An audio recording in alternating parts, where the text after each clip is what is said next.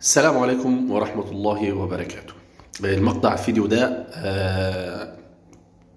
اللي حصل في ماتش الهلال والأهلي، وفي ناس شتمت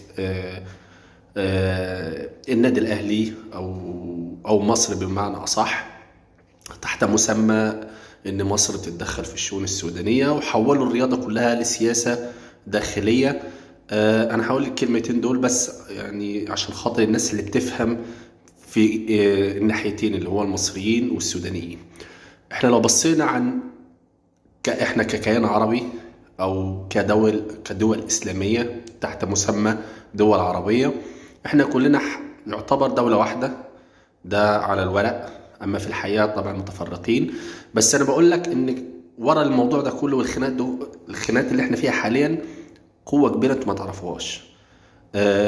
لما جو الاتحاد السوفيتي كان أقوى دولة في العالم، كان عبارة عن شوية دول عاملة معاهدات زي الاتحاد الأوروبي كده، وما كانش حد بيقدر عليها خالص، وكان ند بند لدول تانية كبيرة لعدم ذكر الأسماء. فعشان خاطر يفككوا يعني يهزموا الدولة الكبيرة دي، عملوا حاجة اسمها إيه؟ تقسيم.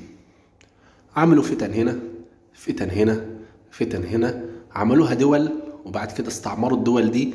وللأسف لغاية دلوقتي الاتحاد السوفيتي ما بقاش اتحاد سوفيتي، بقى حاليا روسيا هي أكتر دولة يعتبر اللي بتلمم أو بتتلملم عايزة ترجع الاتحاد السوفيتي تاني.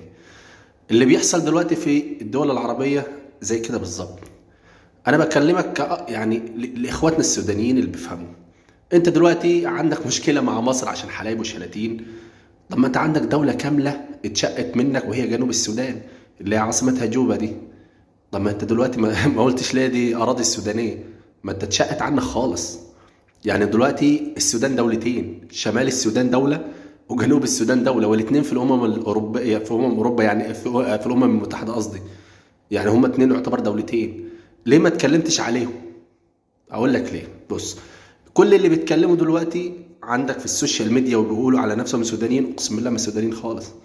دول ناس ممولة فلوس عشان خاطر يعملوا انشقاق وحرب داخلية بين الدول العربية عشان يستنفذوا طاقتهم ومواردهم، فساعتها يخشوا الحرب.